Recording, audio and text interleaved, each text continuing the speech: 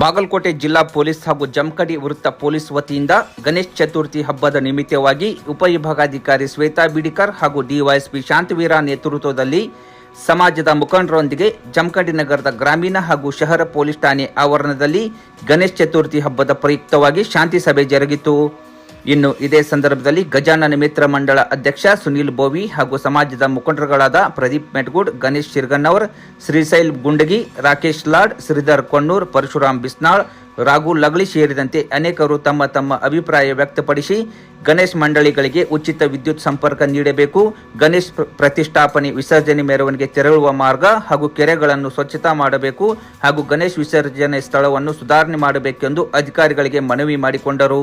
ತದನಂತರ ಬೇಡಿಕೆಗಳನ್ನು ಆಲಿಸಿದ ಡಿವೈಎಸ್ಪಿ ಶಾಂತವೀರ, ಉಪವಿಭಾಗಾಧಿಕಾರಿ ಶ್ವೇತಾ ಬಿಡಿಕರ್, ತಹಸೀಲ್ದಾರ್ ಸದಾಶಿವ ಮಕ್ಕೋಜಿ, ಪೌರಾಯುಕ್ತ ಜ್ಯೋತಿ ಗಿರೀಶ್ ಅವರು ಮಾತನಾಡಿ ಪರಿಸರ ಸ್ನೇಹಿ ಗಣೇಶ್ ಮೂರ್ತಿ ಪ್ರತಿಷ್ಠಾಪನೆ ಹಾಗೂ ಹಸಿರು ಪಟಾಕಿ, ಡಿಜೆ ಸೌಂಡ್ ಬಳಕೆ ನಿಷೇಧದ ಬಗ್ಗೆ ಗಣೇಶ್ ಮಂಡಳಿಗಳಿಗೆ ಸೂಚಿಸಿದರು.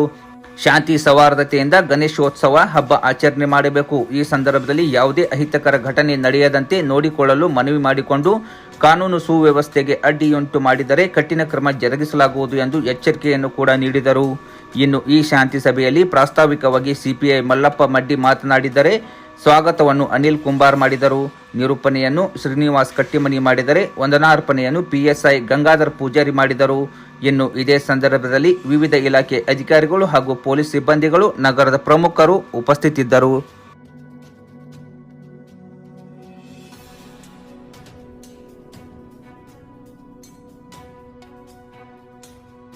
ಈ ಒಂದು 2024 ಗಜಾನನ ಏನ್ ಉತ್ಸವ ಬರುತ್ತೆ ಇದೆ ಎಲ್ಲರಿಗೂ ಗೊತ್ತು. ಆ ಉತ್ಸವದಲ್ಲಿ ನಾವೆಲ್ಲರೂ ಶಾಂತಿ ಮತ್ತು ಸೌಹಾರ್ದತೆಯನ್ನು ಕಾಪಾಡ್ಕೊಳ್ಬೇಕಂತ ಈ ಒಂದು ಸಭೆಯನ್ನು ಕರೆದಿದ್ದಾರೆ.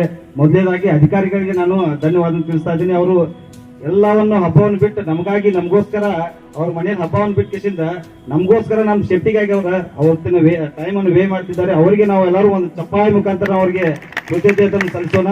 ಅದೇ ರೀತಿಯಾಗಿ ಅಧಿಕಾರಿಗಳು ಯಾವ ರೀತಿಯಾಗಿ ಗೈಡ್ಲೈನ್ಸ್ ಕೊಟ್ಟಿರ್ತಾರಲ್ಲ ಅದನ್ನ ನಾವು ಪಾಲನೆ ಮಾಡುತ್ತಾ ನಾವು ನಮಗಾಗಿ ರೂಪಿಸಿಕೊಂಡಿರ್ತಕ್ಕಂಥ ಕಾನೂನಿನ ಏನ್ ನಿಯಮಗಳದಲ್ಲ ನಾವು ಅದನ್ನ ಪಾಲನೆ ಮಾಡ್ಕೊತ ಹೋಗೋಣ. ಸಂಗಿಲ್ಲ ಎಲ್ಲರೂ ನಾವು ಕಿವಿಯಾಗಿ ಹತ್ತಿಟ್ಕೊಂಡು ಕೆಲಸ ಮಾಡ್ತಿರ್ತೀವಿ. ಅಲ್ಲಿ ನಿಂತ್ಕೊಂಡು ನೋಡ್ತಕ್ಕಂಥ ಚಿಕ್ಕ ಮಕ್ಕಳಿಗೆ, ಹೆಣ್ಮಕ್ಳಿಗೆ, ಮುದುಕರಿಗೆ ಅಂತ ತುಂಬಾ ಇರಿಟೇಟ್ ಆಗ್ತಾ ಇರ್ತದೆ.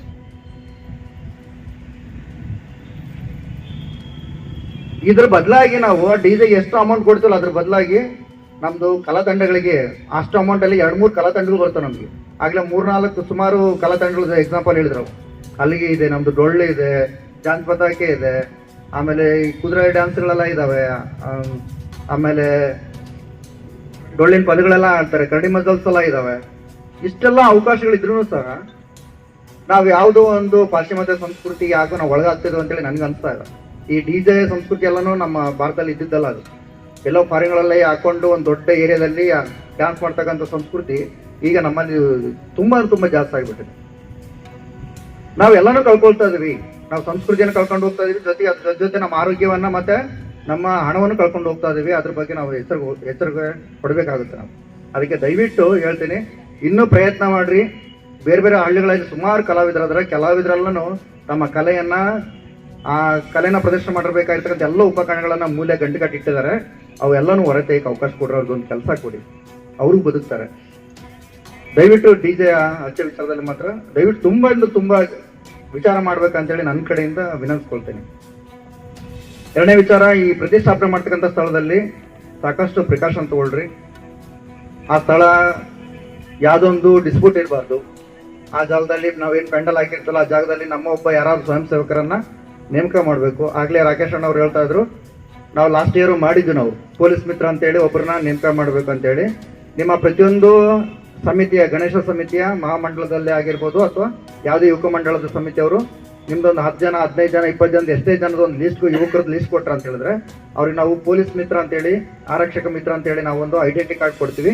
ಸಾಧ್ಯವಾದ್ರೆ ಟೈಮ್ ಇತ್ತಂದ್ರೆ ಅವ್ರಿಗೆಲ್ಲ ನಾವು ಬ್ರೀಫ್ ಮಾಡ್ತೀವಿ, ಏನು ಕೆಲಸ ಮಾಡಬೇಕು, ಪ್ರತಿಷ್ಠಾಪನಾ ಸಂದರ್ಭದಲ್ಲಿ ಮತ್ತೆ ಮೆರವಣಿಗೆ ಸಂದರ್ಭದಲ್ಲಿ ಏನು ಕೆಲಸ ಮಾಡ್ಬೇಕು ಅನ್ನೋದ್ರ ಬಗ್ಗೆ ನಾವು ಬ್ರೀಫ್ ಮಾಡಿಕೊಡ್ತೀವಿ. ಆ ಲಿಸ್ಟ್ ತಂದು ಕೊಟ್ರೆ ಖಂಡಿತವಾಗಿ ನಮಗೆ ಪೊಲೀಸ್ ಮಿತ್ರ ಕಾರ್ಡ್ಗಳನ್ನ ಇಶ್ಯೂ ಮಾಡ್ತೀವಿ. ಅವ್ರಿಗೆ ಕೆಲಸವನ್ನು ತೆಗೆದುಕೊಳ್ಳುವಂಥ ಪ್ರಯತ್ನ ನಾವು ಮಾಡ್ತೀವಿ ಅಂತೇಳಿ ನಾನು ಹೇಳಕ್ಕೆ ಇಷ್ಟಪಡ್ತೀನಿ. ಆ ಪ್ರತಿಷ್ಠಾಪನೆ ಮಾಡ್ತಕ್ಕಂಥ ಸ್ಥಳದಲ್ಲಿ 24x7 ಒಬ್ಬರನ್ನ ಪೊಲೀಸ್ ಮಿತ್ರನ ಅಥವಾ ಸ್ವಯಂ ಸೇವಕನ ನೇಮಕ ಮಾಡಿ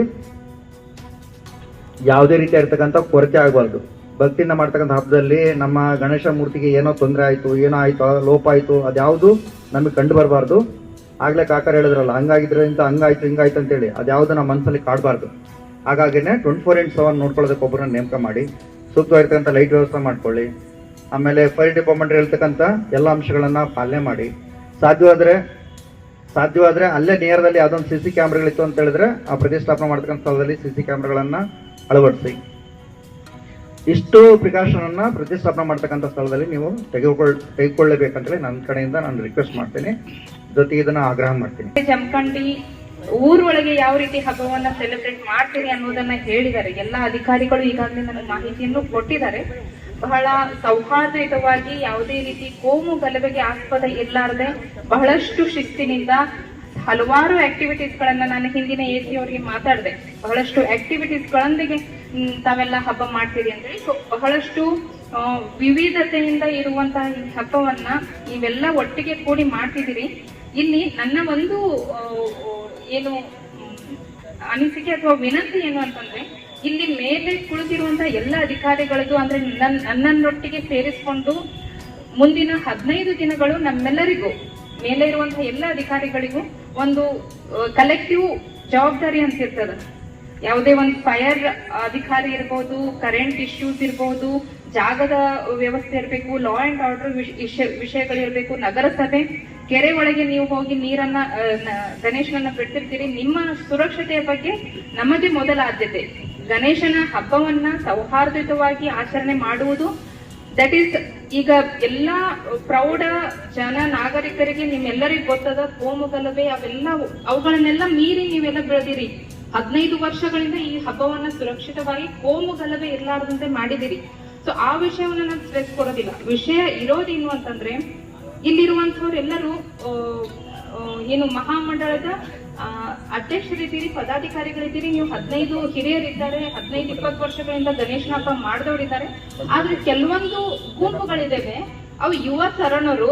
ಅವ್ರಿಗೆ ಗಣೇಶ ಹಬ್ಬ ಅಂತಂದ್ರೆ ಅದೊಂದು ಸಂಭ್ರಮ. ನಾವು ಮೆರವಣಿಗೆ ಅಂತಂದಾಗ ಅದನ್ನ ಬಹಳ ಅದ್ದೂರಿಯಾಗಿ ಮಾಡ್ಬೇಕು, DJ ಎಲ್ಲ ಹಾಕ್ಬೇಕು, ಕುಣಿತ ಮಾಡ್ಬೇಕು, ಡ್ಯಾನ್ಸ್ ಮಾಡ್ಬೇಕು, ಈ ರೀತಿ ಒಂದು ಆಲೋಚನೆ ಇರ್ತದೆ. ರಾತ್ರಿ 12, 1 ಗಂಟೆ 2 ಗಂಟೆವರೆಗೂ ನೀವು ಆಚರಣೆಯನ್ನ ಮಾಡ್ತೀರಿ. ಸೊ ಅಂತಹ ಸಮಯದಲ್ಲಿ ನಿಮ್ಮ ಜೀವದ ಸುರಕ್ಷತೆ ಇಂಪಾರ್ಟೆಂಟ್ ಇರ್ತದೆ, ಅದನ್ನ ಗಮನಿಸಬೇಕು.